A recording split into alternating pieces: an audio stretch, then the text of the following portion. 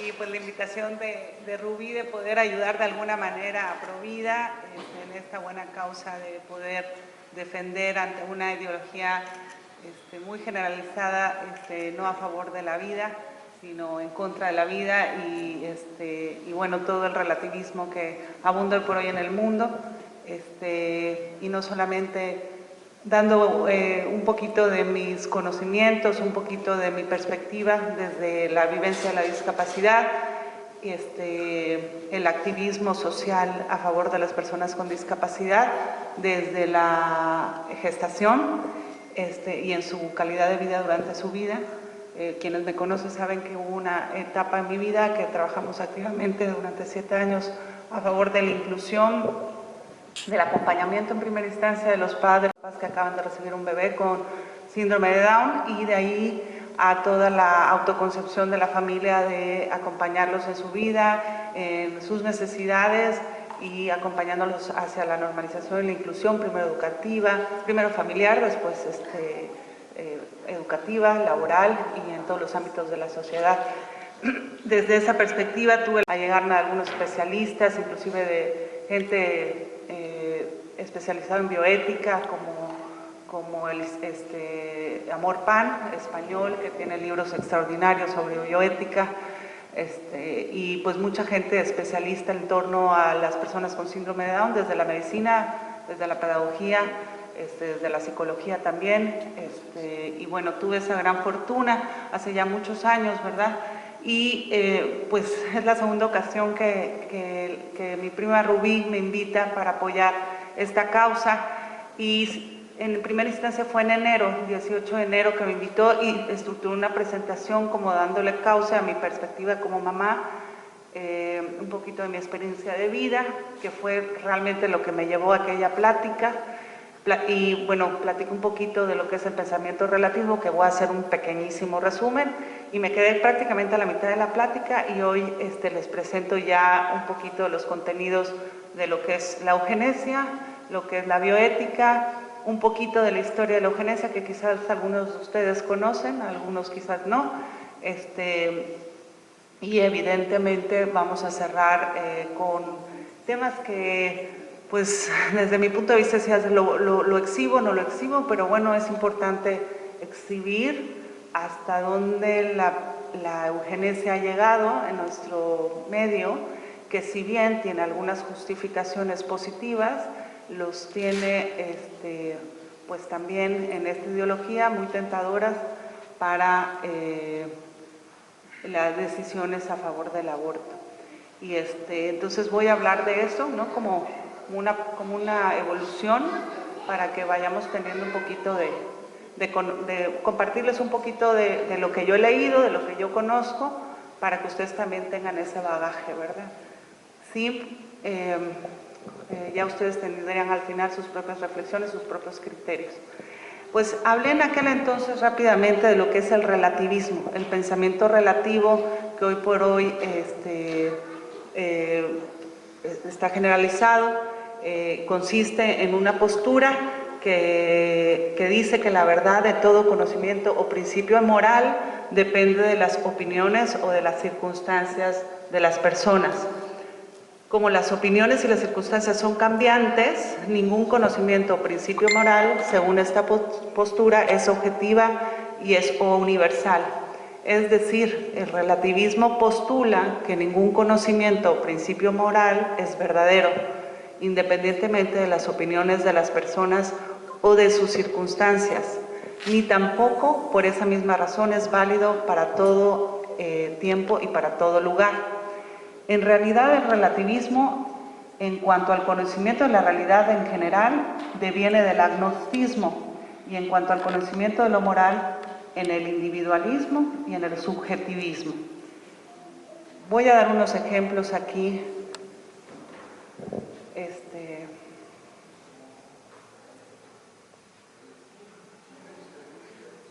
Bueno, de sus características. Generalmente relativista no puede aceptar que una idea sea superior que otra, que las opiniones morales gozan del mismo nivel de validez.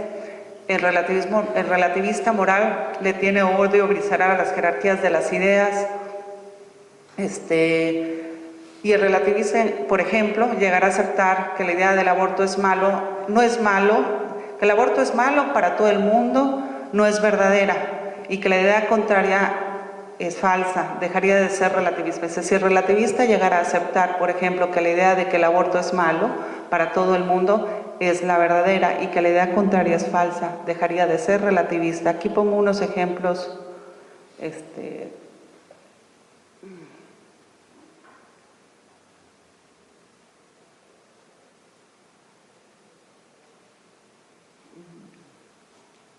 Aquí pongo unos ejemplos de pensamientos relativos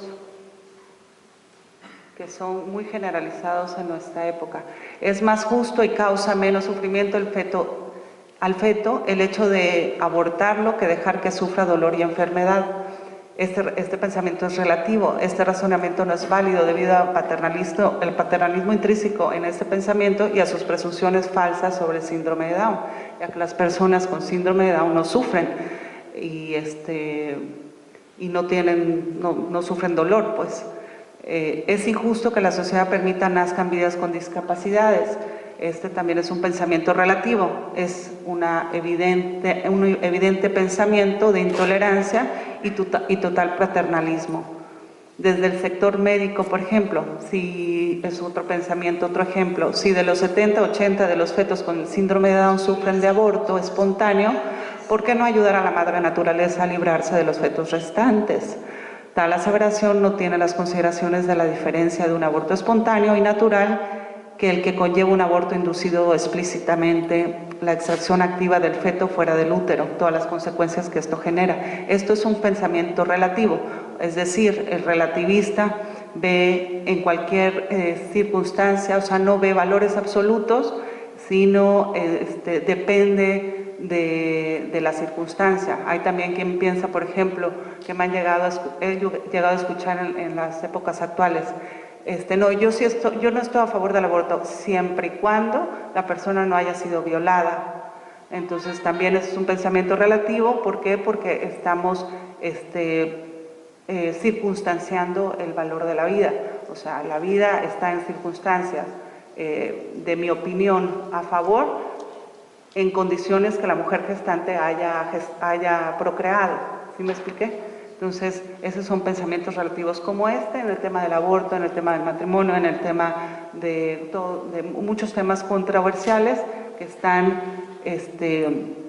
inundados actualmente desde la perspectiva relativa de los jóvenes y de los adolescentes, inclusive de los adultos.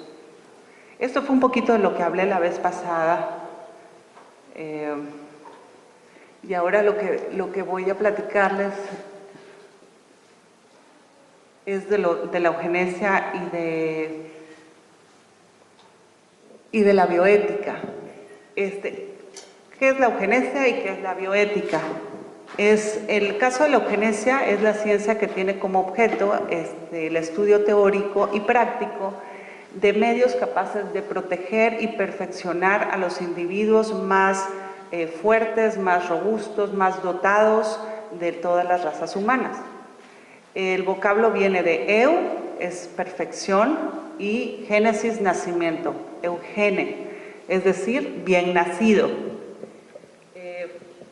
Aquí hago mención de un pensador, Francis Galton, en 1883, que pretendía mejorar la especie humana mediante cruzamientos selectivos entre los más aptos e impidiendo la reproducción de los menos aptos. ¿Qué es la bioética? Pues finalmente la bioética es como la que se encarga de estudiar la eugenesia, o al final es quien pone a relucir las contradicciones de la conciencia con la ciencia. Dice, la pregunta de si es moralmente ético practicar la eugenesia es estudiada por la bioética. Vida, ética de la vida. Terminó acuñado en 1971 por el profesor de oncología norteamericano Van Rensselaer-Potter en su obra Bridge to the Future. Esto es lo que se considera la síntesis de paradigmas entre la ciencia y la conciencia. toda la evolución médica, que hoy por hoy decimos, no, bueno, es que ya la evolución médica nos ha llevado a las pruebas prenatales, eso es maravilloso. Sí, siempre y cuando el consejo genético esté bajo circunstancias que así lo amerite, ¿no? Entonces, quisiera yo, por ejemplo, circunstancias en que ameriten una preparación previa al nacimiento del bebé por algunas cuestiones de cuidados eugenésicos o de cuidados postnatales e inmediatos, ¿no? O quizás para una posible intervención intrauterina para la corrección de algún órgano, porque sí ya existen operaciones correctivas intrauterinas que evidentemente justifican una prueba prenatal, pero no en cambio la gran mayoría de los consejos en donde se practica la eugenesia, aún por hoy, para otros efectos, sino generalmente para dejar a la mujer con una decisión de sí a la vida o no a la vida, o sea, interrumpir el embarazo o continuar con el embarazo. Por tanto, repito, la bioética es la que se encarga de evaluar todos los avances médicos y cuáles son éticos y cuáles no son éticos. Eso es la bioética. Ahora me voy a la siguiente parte, que es un poquito de la historia de la eugenesia, porque diremos, bueno, pues es que la eugenesia pues nunca se escuchó, el aborto nada más se escucha ahora, en nuestra época. Pues no, resulta que la eugenesia tiene una historia desde la antigua Grecia. En Atenas, por ejemplo, tiene sus orígenes realmente desde el antiguo hombre, ¿no? En Atenas, por ejemplo, aunque sí se aceptaba la adopción, también era aceptado públicamente, era aceptado con una generalización entre los pueblos de Atenas, el infanticidio. ¿Y cuál era la razón del infanticidio? Era o porque había alguna discapacidad o porque era un supernumerario, o sea, de 15 ya era el 16avo o de 10 ya era el 11avo, y a ese le tocaba ser asesinado, o por el miedo al dote matrimonial, o por temas también agrícolas, ¿no? De parcialidades agrícolas que no eran suficientes para el dote matrimonial, ¿no? Dividirlo en 10, que en 15, que en 8, que en 6. Entonces, esa era la antigua Grecia y era aceptado general en la antigua Atenas el infanticidio. También en la antigua Esparta se mataban a los niños, ahí más bien por las autoridades, sobre todo a los niños con discapacidad nacidos, que no tenían, o con alguna deformidad, que no tenían aptitudes para las guerras. Entonces los tiraban desde el monte Stagesti a 2.400 metros, los tiraban y también eran asesinados. Entonces el ser humano desde entonces ha practicado la eugenesia. La selección del más robusto, acuérdense que es la eugenesia, la selección, esta tendencia del ser humano en la búsqueda del humano mejor, perfecto, más robusto, más Después aquí menciono a dos personas, a Churchill y a Thomas Malthus.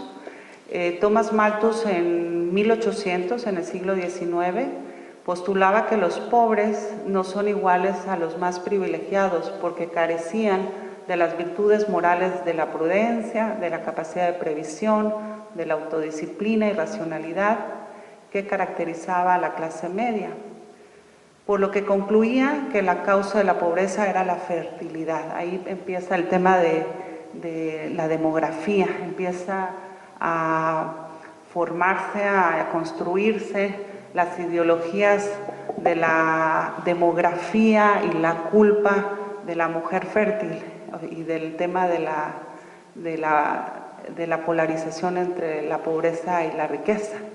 Entonces ya empezaban a culpar no a la distribución de la riqueza, sino a la mujer por ser muy fértil, por tener muchos hijos. Y ahí se empezaba, eso 1800, vayámonos ubicando. A mí me gusta mucho como ubicarme en el tiempo, ¿no? Esto empieza ya en 1800 en Inglaterra. Igual Churchill, era un inglés, economista, Malthus. En el caso de Churchill, literato, político, influyente en las sociedades políticas, sin apoyar a Hitler, pero apoyaba a Mussolini. Entonces, al final, también con unas ideas antiguas, hizo circular por su gabinete un artículo de la revista sobre eugenesia titulado "Los débiles mentales, un peligro social", en concordancia con la idea vigente en la época de que las enfermedades se debían a factores hereditarios y que muchos problemas sociales eran médicos. Aquí ya les di una introducción de la muy antigua ideología sobre el origen de la eugenesia.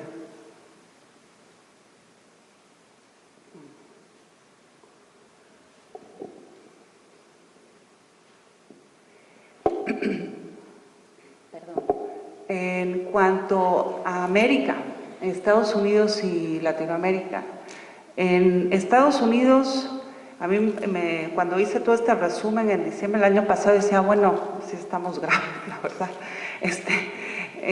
La primera ley dice, la ley modelo de esterilización eugenésica estadounidense se promulga como una ley en 1907 en Indiana, y obliga la esterilización de las personas con discapacidad, tanto psíquicas como físicas, institucionalizadas. En aquella época, desde entonces, cuando se empiezan a crear en 1900 en Europa y en Estados Unidos las instituciones, los psiquiátricos, las personas con discapacidad eran consideradas enfermos mentales y eran recluidos, exentando su derecho a ser incluidos y criados por una familia, eran recluidos en estas instituciones, y por décadas, hasta, yo creo que en México hasta los 70s, más o menos.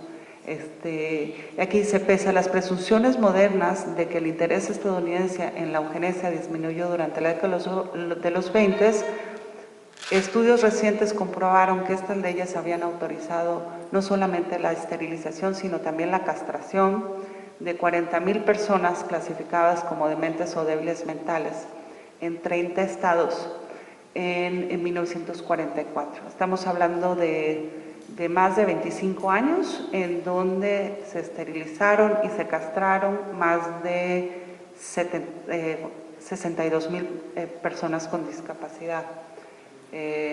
No más, como unos 30 y tantos años, en 18 estados de Estados Unidos.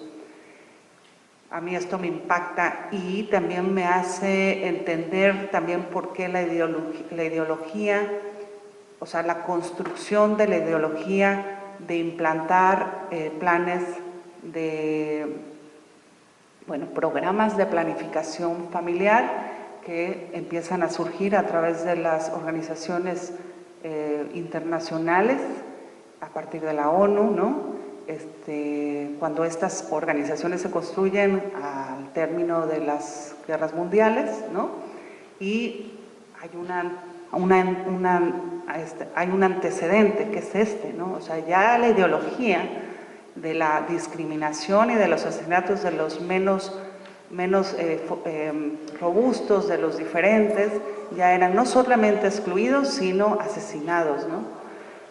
O en este caso ya en los 1900 castrados y esterilizados.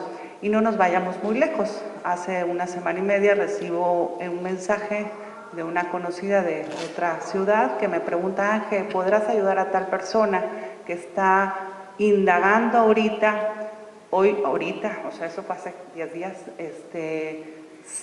con qué doctor acudir porque presiente ella y su hermana de que su niña con síndrome de Down ya va a menstruar? Entonces dije, guay, no, ya le dije, no va por allá, le dije, es una violación a sus derechos, la operación, esos eran costumbres antiguas, en donde los padres consideraban, estoy hablando ya en los 80s, ¿no? 70s, consideraban que era una manera de protegerles, pero estás en su totalidad violando los derechos de esa chica. En su caso, hay que educar a los padres, a educar a sus hijos con métodos darles herramientas a los padres de educar a los hijos con pedagogía en el conocimiento del cuerpo, en lo que es el espectro de la sexualidad en general del ser humano, que es no solamente la parte biológica, sino relaciones interpersonales seguras, virtuosas, lo que es amor seguro, amor virtuoso, la parte interpersonal, per se el tema biológico, ¿no? Consecuencias de una relación interpersonal seguro, las consecuencias de la procreación, antes de per se el conocimiento biológico de la fertilidad en la mujer, y es toda una educación que nos obligan los padres a educarnos para educar a los adolescentes. Por cierto, no solo con discapacidad, sino sin discapacidad también. Y que por cierto en eso yo ando también. Entonces sí, inmediatamente cuando recibí ese mensaje, no puede ser que pensemos todavía en esta circunstancia, y quizás hay muchos padres que están todavía ignorando de esa posibilidad de poder educar a sus hijos, y sobre todo a las mujeres, ¿no? Bueno, hombres y mujeres, pero sobre todo a la mujer adolescente, y piensen todavía en aquellas prácticas que se hacían desde 1900, como lo vemos aquí, hasta la fecha. Al final voy a hablar del protocolo facultativo de la Convención de Derechos Humanos de las Personas con Discapacidad, que en México son de esas cosas buenas que han hecho las organizaciones internacionales. Y bueno, ya tenemos una convención que también apoya y protege a las personas con discapacidad, y que, bueno, evidentemente el esterilizar a una mujer con discapacidad sin su autorización y sin su conciencia y su conocimiento, pues es una violación a sus derechos.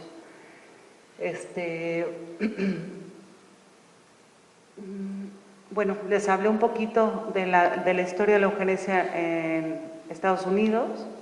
En América, pues evidentemente lo que hace Estados Unidos y bueno, los países aliados, pensando en Latinoamérica, para su supuesto bien, después de la Primera Guerra Mundial, en 1918, más o menos nos montamos en esa época, surgió el tema de preocupación de la demografía, enmarcada desde la perspectiva de la eugenesia. Es decir, nos remontamos a la mención que hice anterior,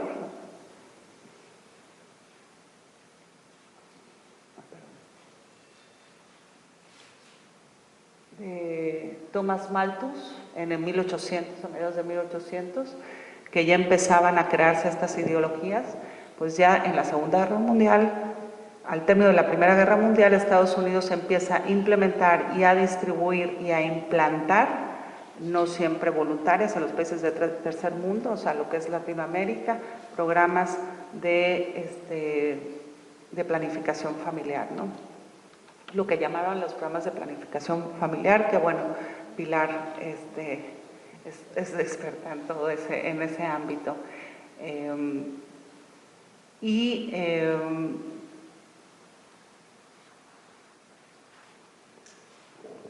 Voy a continuar con... Aquí, por ejemplo, puse una imagen en donde dice "Some people are born". Estos eran las imágenes y los carteles distribuidos en Indiana, en Boston, en todos estos lugares, en estos estados, a principios del 1900, donde se empezaba a generar esta ideología de la castración y de la esterilización de las personas con discapacidad, pero no solamente desde esa perspectiva, sino desde una perspectiva 100% discriminatoria. Some people are born to be a burden of the rest. Mucha gente es nacida para ser una carga para el resto, y algunas otras carteles.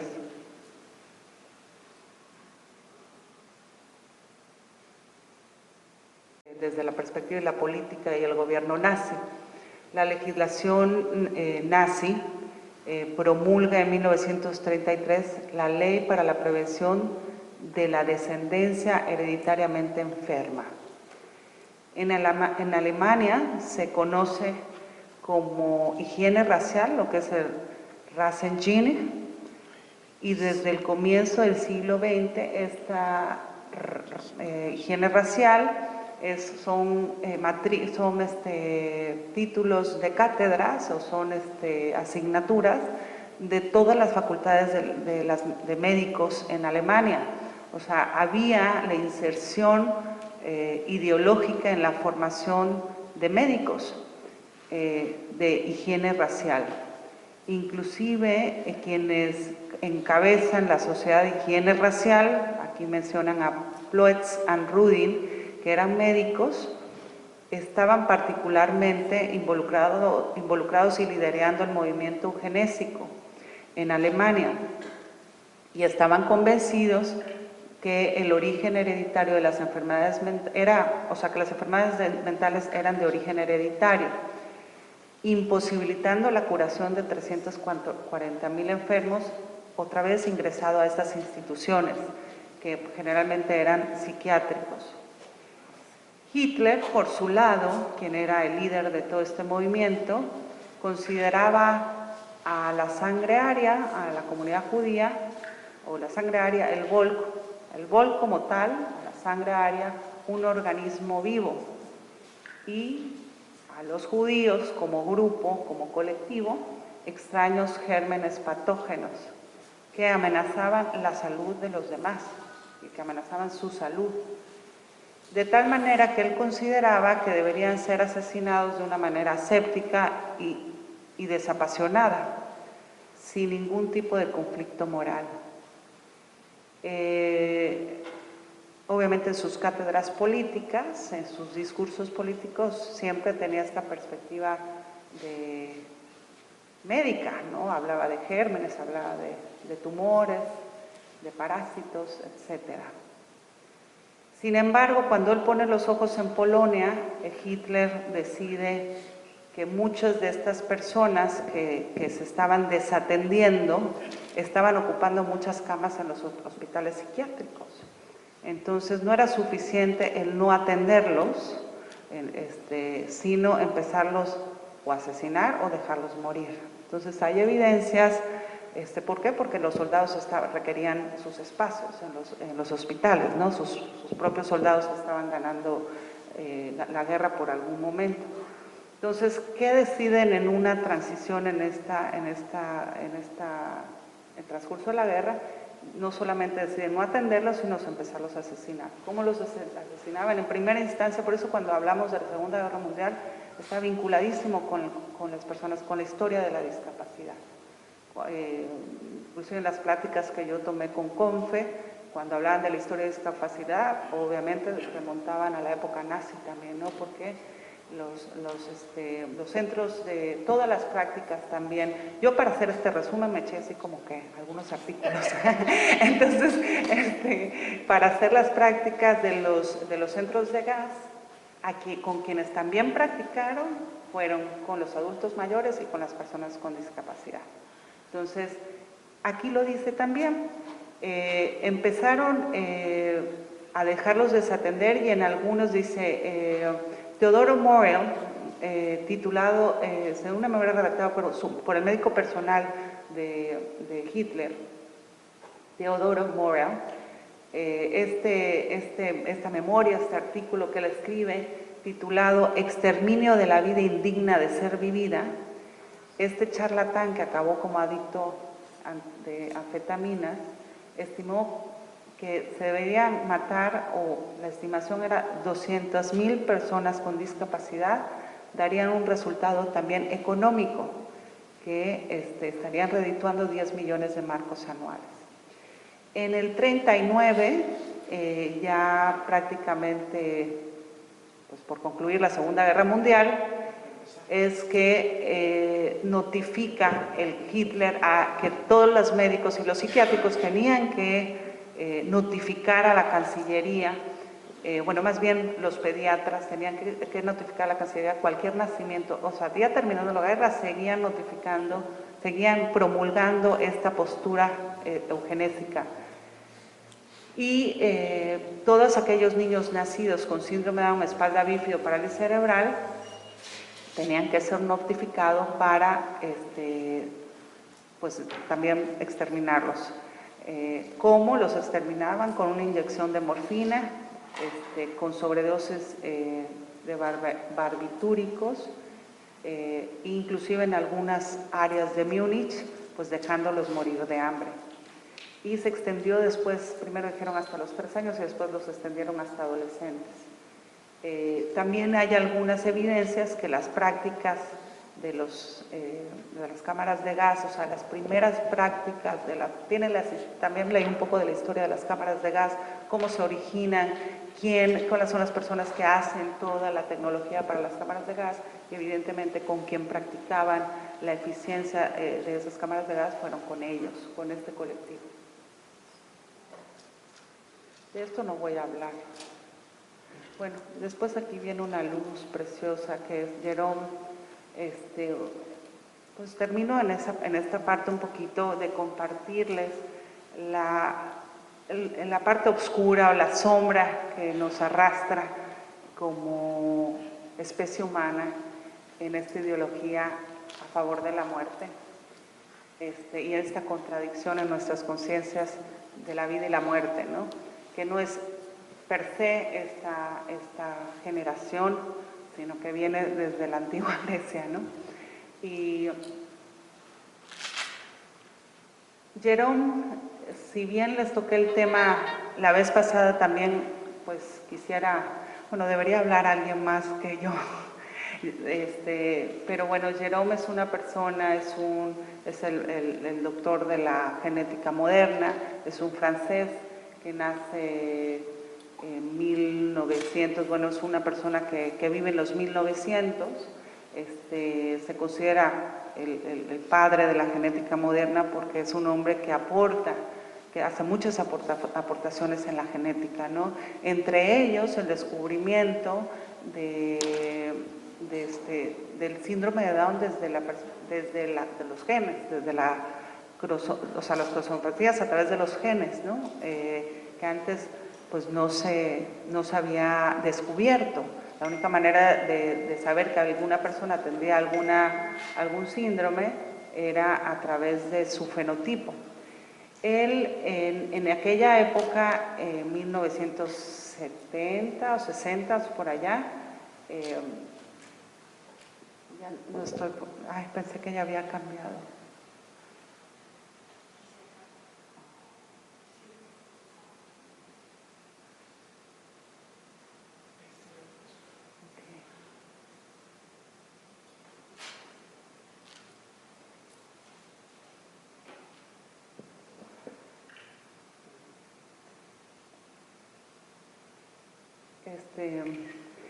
Bueno, en aquella época todos sus colegas pues de alguna manera pensaban que iba a ser el candidato, el premiado al Nobel de la Ciencia. Sin embargo, días o semanas antes o meses antes, él toma una postura pública estando no de acuerdo al proyecto en Francia de la promulgación de la ley a favor del aborto o el aborto terapéutico, ¿no? De tal manera que Suiza pues ya le dice, pues finalmente no te voy a dar el premio, ¿no? O sea, y bueno, una persona tan destacada, él dice su esposa, por aquí dice su esposa, quisiera dar algunas citas de la esposa y de él también. Dice, de su esposa, tenía muchos pacientes, al menos 8,000, era muy humano con ellos y por eso los padres lo querían tanto. Siempre decía que debía encontrar la causa de por qué estos niños eran así. Por eso, después de mucho esfuerzo, descubrió este cromosoma, explicó Birgit Lejum, su esposa.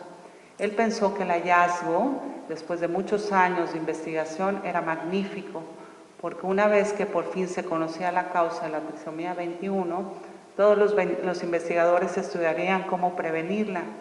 Por eso, para él fue terrible que los gobiernos, no solo el de Francia, consideraran su descubrimiento como el modo perfecto de detectar el síndrome de Down antes del nacimiento y así animar a las mujeres a abortar a estos niños. De hecho, la esposa del científico destaca cómo en el 67, con la primera proposición o promulgación de la ley del aborto, el único caso que se contemplaba era si el feto tenía trisomía 21. Era una ley muy específica para el síndrome de Down, no como las actuales, que son como generales y contemplan otros aspectos tampoco favorables, evidentemente. Finalmente, esta propuesta de ley no se votó, pero se valieron de la trisomía 21 para su legalización. En Francia, desde el año 67, desde el 75, es que está legalizado el aborto. Nuestros niños tienen una estadística mínima de natalidad, los niños con síndrome de Down en Francia, y si nos vamos a los países nórdicos, hay países en donde ya no nacen.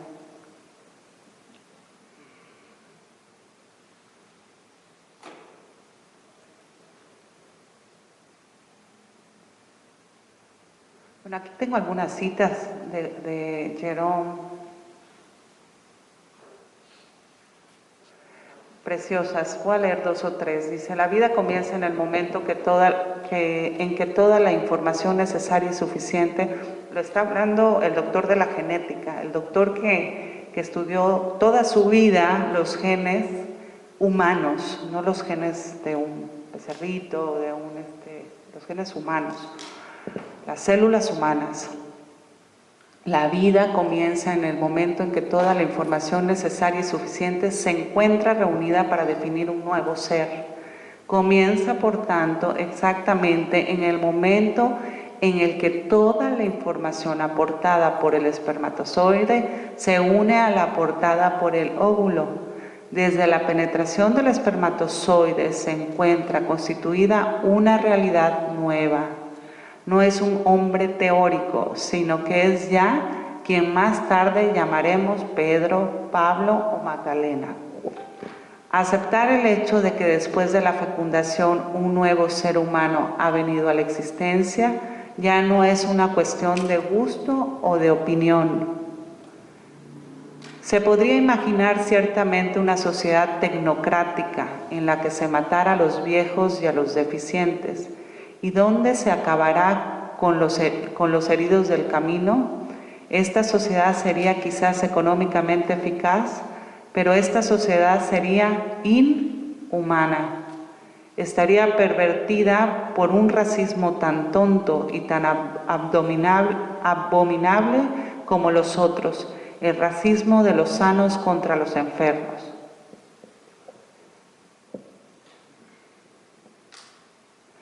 Ante la enormidad de la tarea y la formidable necesidad de tener éxito, nuestro deber se resume en una frase: no los abandonaremos jamás.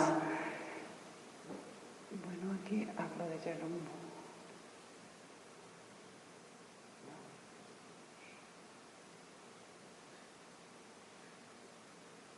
Bueno, aquí ya les dije las frases. Él está en proceso de canonización, pero bueno, quizás Pilar pudiera saber el estatus de la vida ahorita de la canonización de Jerome.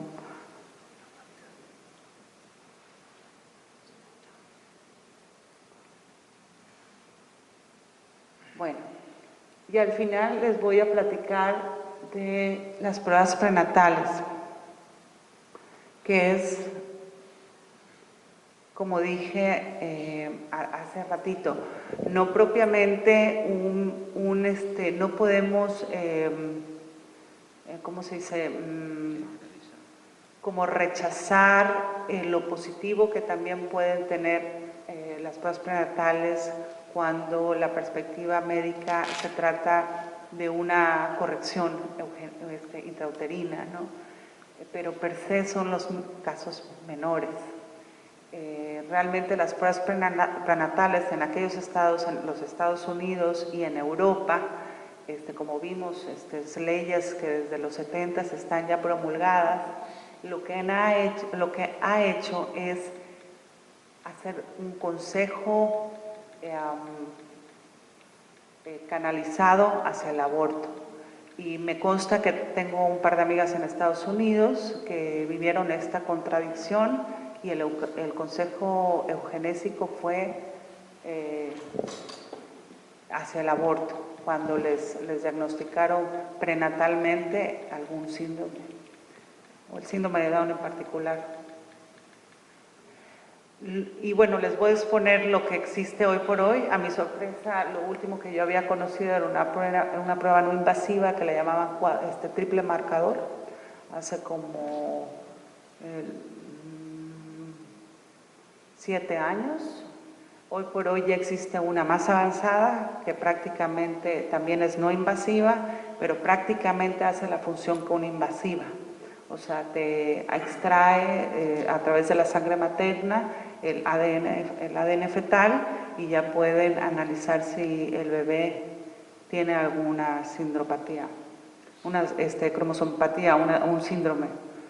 Les voy a decir así brevemente los tipos de pruebas que existen y después al final les voy a dar unas reflexiones para que llevemos a casa. Por ejemplo, las no invasivas, las que llamamos las presuntivas,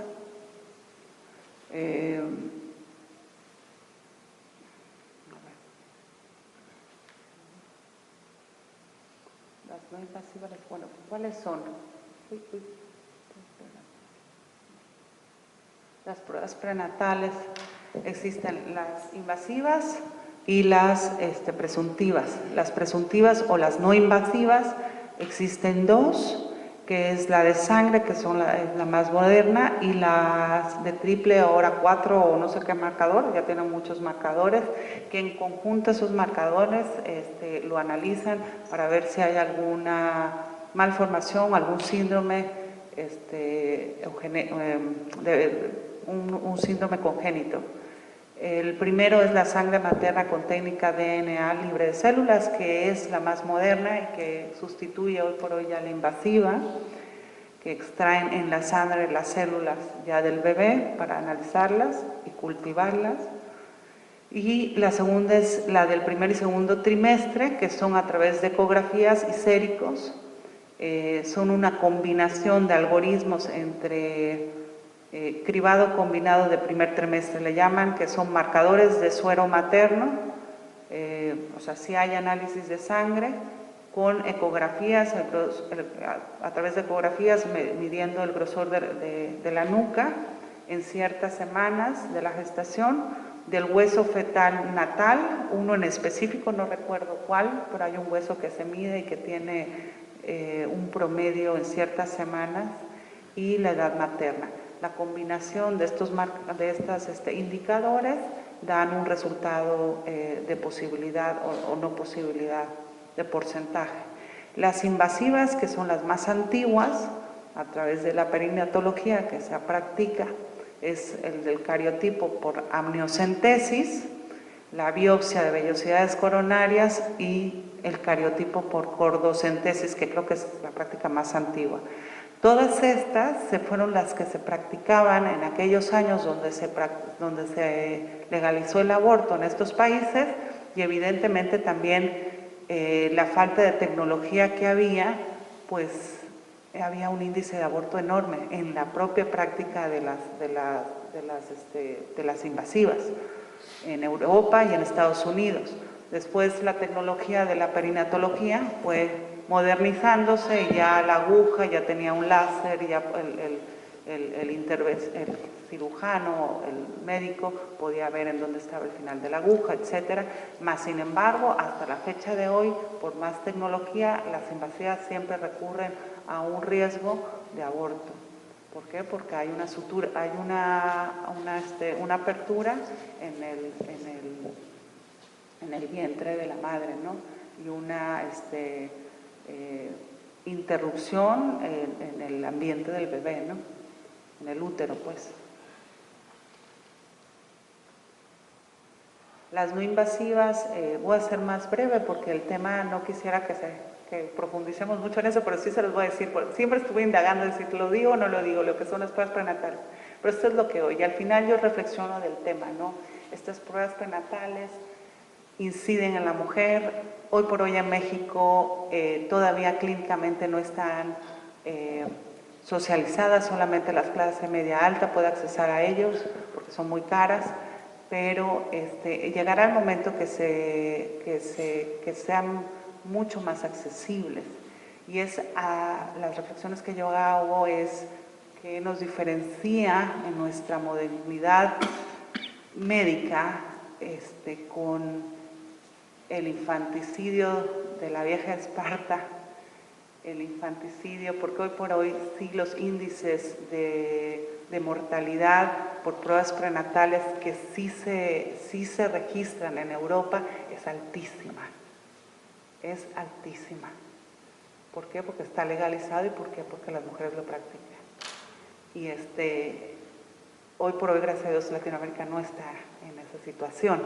Pero justamente por eso quienes conocen esta realidad y quienes aparte son amantes de la vida y aparte porque quienes están en el apostolado, en el camino del Señor, pues evidentemente a la defensa de la vida en todos los estados hay estas agrupaciones que están viendo esta realidad venir, ¿no? Y por eso defienden ante los congresos el que no se legalice, ¿no? ¿Por qué? Porque al momento de legalizarlo no hay comparación de la mortalidad por una mujer intervenida en un centro no adecuado, que esas son las banderas que tienen las personas que defienden esta situación de la ley, ¿no? Que dicen, bueno, es que las mujeres fallecidas en lugares no higiénicos, que no es así, no es así. O sea, podemos irnos al internet y buscar todo lo que se habla de pruebas prenatales, resultados de aborto inducido y aborto por pruebas prenatales también en Europa, para que vean las cifras, sí se pueden asustar un poquito. Y es una realidad de 15 años para acá, 20 años para acá.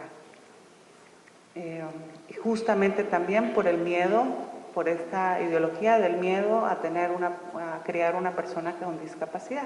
Y ahí estamos también, y también en Europa, muchas agrupaciones defendiendo la vida de las personas con discapacidad y luchando por su calidad de vida, ¿no? O sea, porque ellos merecen estar incluidos en toda la sociedad y ser criados en la familia y tener amigos y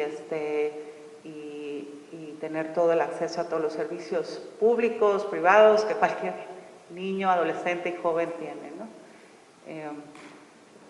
Aquí voy a continuar rápidamente para no hacerles, ya voy a terminar la plática. Estas consideraciones, pues las no invasivas son pruebas presuntivas. Mientras más falsos positivos ofrezca y más demuestre la probabilidad que el feto viene con alguna neoploidia, los 23 pares, haya uno de más o uno de menos, no necesariamente solo el síndrome de Down, hay muchos otros síndromes. ¿Por qué se realizan? Porque son sencillas, son inocuas, ofrecen datos inmediatos y permiten reservar las pruebas invasivas según los casos. Sin embargo, estas últimas se siguen recomendando. Se siguen recomendando aún la modernidad de estas no invasivas, se siguen recomendando las invasivas.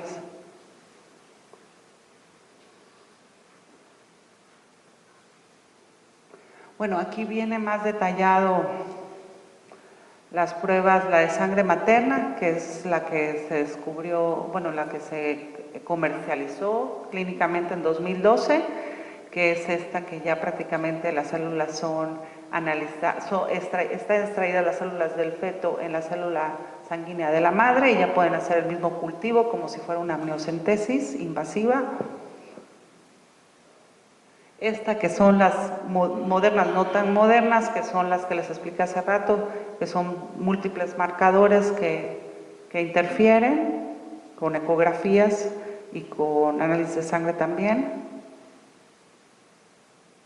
Perdón, estas, las del primer trimestre.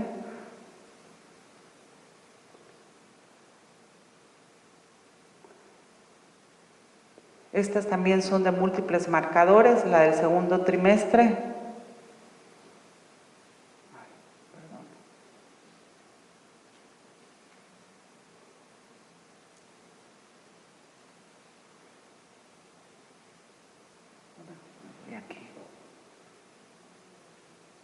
Esta es la que les comenté, de la sangre materna con técnicas de DNA libre de células, que es casi una amniocentesis, son las más modernas, sin ser invasivas.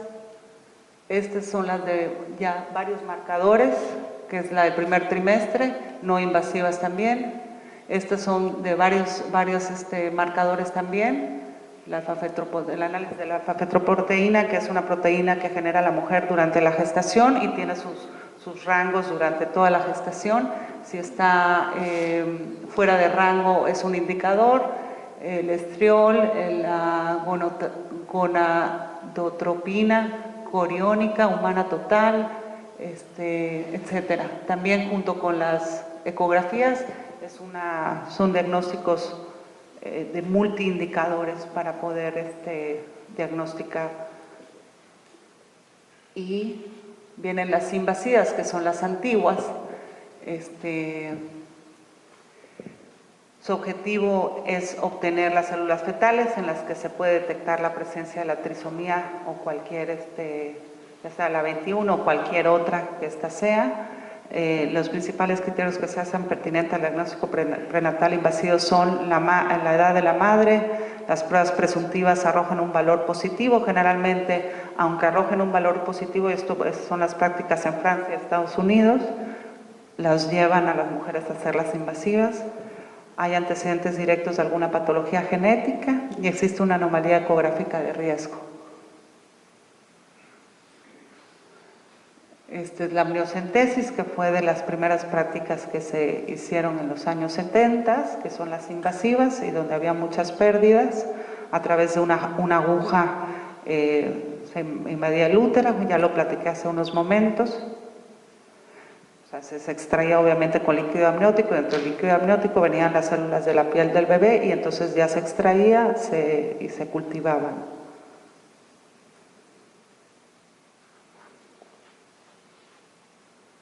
La de vellosidades coronarias, que son, también eran prácticas de los años 70 y que la hacían, que es la más riesgosa y que la que más pérdidas tienen. El útero. Más riesgos tiene el útero al ser invadido con algunas herramientas para hacer la biopsia. Y la cordocentesis, que también es muy riesgosa, dice, su riesgo de pérdida fetal es mayor que las anteriores, tiene el 3%, que prácticamente es practicar una intervención en el cordón umbilical intrauterinamente, lo cual también generalmente no sutura y causa pérdidas.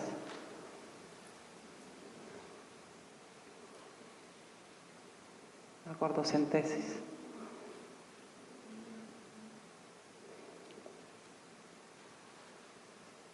Al final, 3, 4.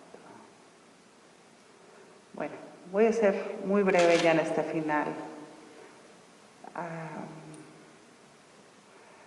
Sobre la postura de los médicos, creo que aquí hay uno que otro médico. Hay mucha responsabilidad también en el sector médico a nivel mundial en esto. La injerencia del médico en el acompañamiento al gestante es sumamente importante, ¿no? Obviamente influenciado este médico por las condiciones legales en su país, ¿no? Informar no es persuadir, mucho menos manipular. Consejo genético y la opción del aborto genésico. Este tema es un tema de gran dilema en Europa, sobre todo en Europa y en Estados Unidos, con el movimiento asociativo a favor de las personas con discapacidad, en el que están diciéndole a los médicos, antes de dar un consejo genético, antes de aconsejar a una gestante, de llevarle a una cordocentesis, por ejemplo, conoce a las personas con discapacidad, ten un consejo real, justo, de lo que significa saber en qué condiciones está tu bebé intrauterinamente y lo que está hoy por hoy, las posibilidades que tienen las personas con discapacidad en sus realidades que viven hoy por hoy, sobre todo Europa, que también simultáneamente en movimientos asociativos a favor de las personas con discapacidad han hecho grandes cosas. O sea, ya las personas inclusive tienen un índice considerable de ocupación, o sea, ya, y no solo educativo, sino también de ocupación. Entonces, lo que se está ahorita luchando en esos países justamente es eso, se están haciendo consejerías, se están reuniendo con médicos hasta la fecha, sobre todo con genetistas y con ginecólogos, ginecobstetras, para decirles, conoce a las personas con discapacidad. ¿Cómo puedes darte un consejo si no conoces a las personas con discapacidad? ¿No? O sea, no, desde la perspectiva médica no rechaces la posibilidad de vida y de vida con calidad de las personas con discapacidad, para que puedan ellos ser buenos consejeros, justos, equitativos, ecuánimes y decir, bueno, tu hijo viene con una discapacidad, podemos llevarte a una prueba prenatal invasiva, pero antes quisiera que te acercaras a una asociación, conozcas a las personas con discapacidad para que tú veas las posibilidades y bueno, que finalmente son como cualquier persona y como cualquier ser humano, ¿no? Esa es la lucha que tienen desde hace como 20 años en Europa y han logrado mucho, y en Estados Unidos. Han logrado mucho, inclusive adherir a médicos a sus asociaciones.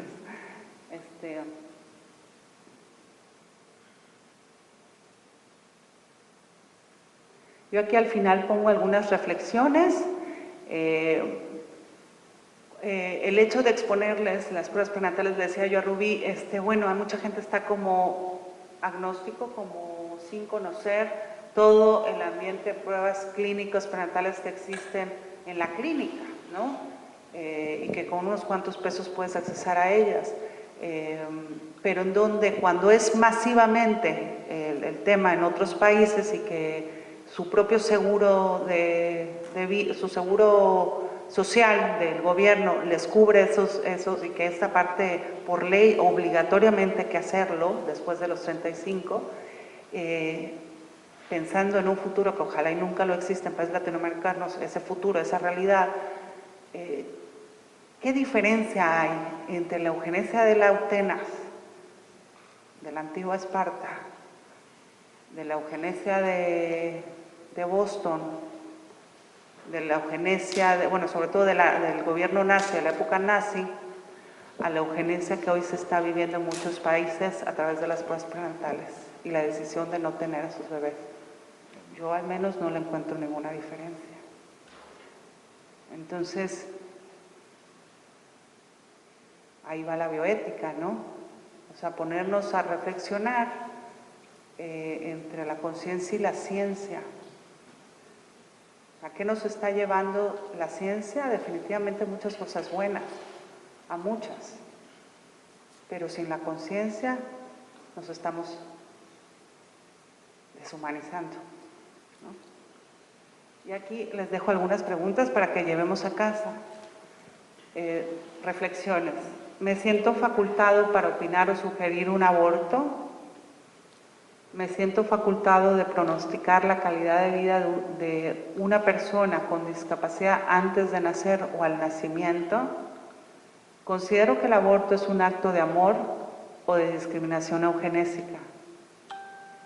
¿Cuál es el sentido de la vida? ¿Considero que no hay vida en el momento de la fecundación? En el fondo de mi corazón, creo que vale más la vida de un niño de alto rendimiento deportivo que un niño con cromosomopatía o con un daño cerebral. ¿Conozco los efectos de la decisión de un aborto? Al conocer una familia con un miembro con discapacidad, me inspira compasión, minusvalía, o sea, menos valía, o respeto y alegría. ¿Promuevo ese respeto y trato igual en mi familia? El número de abortos es mucho mayor que el de la eugenesia nazi. ¿Considero que han sido actos de compasión humana o suicidios masivos en nombre del amor? Si tuviera una hija embarazada producto de una violación o de una relación fortuita, o la gestante fuera de edad avanzada, o la gestante le diagnosticaron en prueba prenatal una cromosomopatía en el bebé, ¿pensaría que lo correcto fuera la opción del aborto? ¿O compartirías la grata noticia de la gestación de una vida? ¿Crees que la diversidad humana ¿Crees que la diversidad humana es parte del maravilloso plan de Dios? Y ahí se las dejo. Hay 2 o 3 faltas de ortografía porque esto ya lo hice muy al final. Pero bueno, estas preguntas se las dejo para que se las lleven a casa. Son un enfrentamiento a lo poco o mucho que tengamos de pensamiento relativo. Si alguna vez lo hemos dejado nacer en nuestra cabecita y en nuestro corazón, pues a lo mejor estas preguntas nos hacen toparnos en una conciencia ante una realidad y ante información que les acabo de exponer, que nos puede dar un pensamiento más absoluto del valor humano y del maravilloso plan de Dios. Se los dejo para que se lleven a casa. Y ya, hasta que llegue. Miren, un abrazo, un fuerte aplauso para Ángel. Vamos a rifar, no se vayan, yo sé que ya...